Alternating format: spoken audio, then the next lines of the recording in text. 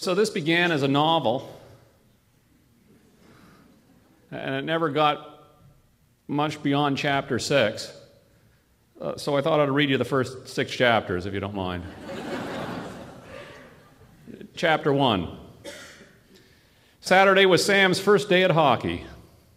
The notice said he had to wear complete equipment. Now, Sam, I should tell you, for those folks who are still wondering what they're doing here tonight, we got Dave, who runs the Vinyl Cafe, the world's smallest record store. Morley is his wife, Morley. And they got 2 kids, Sam and Stephanie. Sam was 7 years old when this happened, in the fall 2 years ago. The note came back he was going to play hockey for the first time. The notice said he had to wear complete equipment, and Morley had been accumulating things for the better part of a year. And on the Wednesday night before that first game, she laid all those things out on the kitchen table. The blue pants looked too large for her son. She had rescued them from her nephew Scott. One of the thigh pads was missing, but she thought she could cut one out of cardboard and make do. So she looked at her list and she ticked off pants. The skates she figured would hold up for another year. She ticked off skates, and then she ticked off elbow pads. She'd bought them from the lady across the street. The shin guards had come from a church sale.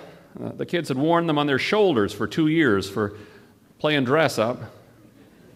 They used to wear the shin pads on their shoulders and hit each other with hockey sticks. Sally said that she thought she had a helmet that would fit Sam and had promised to bring it to the rink, so Morley ticked off shin guards and she put a question mark beside the helmet, and she stuffed everything into 2 plastic bags and propped them by the door, and she went upstairs. This is a father's job, she thought to herself as they drove to the rink the next morning, but Bruce had phoned in sick, so Dave, her husband, had gone to open the record store. And Sam was alone in the back seat of the car holding onto his stick, and they weren't talking. They'd had a fight after breakfast because Sam wanted to get dressed at home, and the only thing that he had said in the last 30 minutes was that they were going to be late. The second time he said it, Morley told him to get in the car. And now she was regretting yelling. She was feeling bad about speaking to him like that. Well, why did they have to fight before his first game of hockey? Is this what he was going to remember? In the dressing room, Sam slumped on the bench, and Morley stared at the 2 bags because for the first time in her life, she had no idea how to dress her own son. She didn't know where to begin. The man beside her was lacing his boy into a set of shoulder pads, and they didn't have the shoulder pads because the list said the shoulder pads were optional. Well, we don't have those, said Sam. Accusingly, we don't have to, Morley said. You don't have to have the shoulder pads. And then she started with the pants, and then she was stumped. Do the shin pads, said the man beside her, and then put the socks over. Sam was the last kid on the ice. Chapter 2. On Thursday after school, Sam said he needed a jock strap. What for, said Morley. She was frying sausages and reading a gardening magazine. Everyone has one, I have to. Who has one, she said. Paul, he wore it to school. It's a penis protector.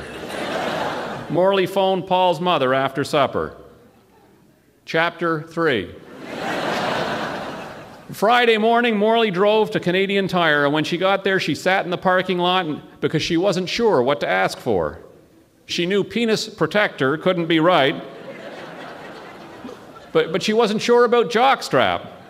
She didn't know if that was a word you could use in a Canadian Tire store. It might be a little boy word like fart. She certainly wasn't about to say penis to a man that she didn't know. So she drove home instead of going in the store and phoned Dave. She said, Sam needs a jockstrap for hockey, and that's your job. Chapter 4. Saturday morning, Morley took Stephanie to get her hair cut. Dave took Sam to the hockey game. How was the jock? Asked Morley at supper time. It didn't fit, said Sam. He was pointing at his father as if he was a witness in a murder trial. He didn't get the holder.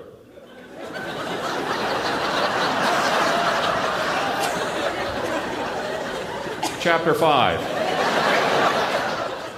Morley opened her son's equipment bag on Wednesday night and she fished out the jockstrap. It looked just like those masks that painters wear on their faces when they're sanding drywall. It was a size medium.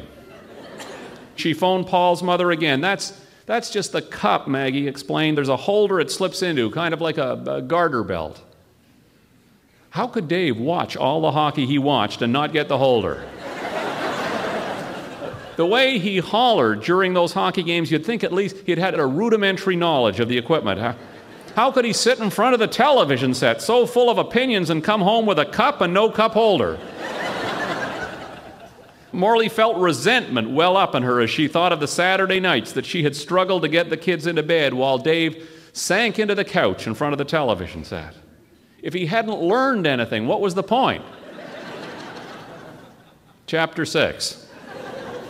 Morley went back to Canadian Tire on Thursday night, and as she passed through the automatic door, she realized that she still didn't know what the holder was called. She had looked over the equipment list again before she had left home. Jock strap definitely wasn't on it.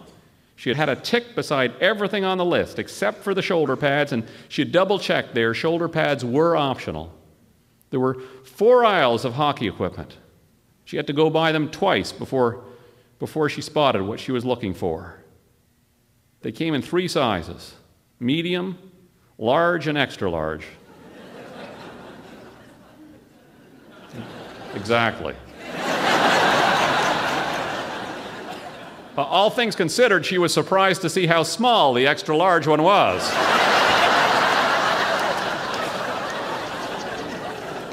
The package came with a cup identical to the one David bought, plus the elastic belt he had neglected. Morley was holding the medium, the smallest one, in her hand when she saw the salesman coming, and this was what she was hoping to avoid. "For your husband?" he asked. "My son," said Morley. "How old is he?" Thank God, thought Morley. She thought he was going to ask how big it was. He's 7, she said. 7 years old. "That one's too big," said the young man, taking the package from her. "You'll need extra, extra small. We're out. And try maybe Eaton's." Morley was smiling when she got back to the car. "Athletic support," it said in big white letters on the red package. It was on her list after all. She had ticked it off. Morley thought that she was the athletic support.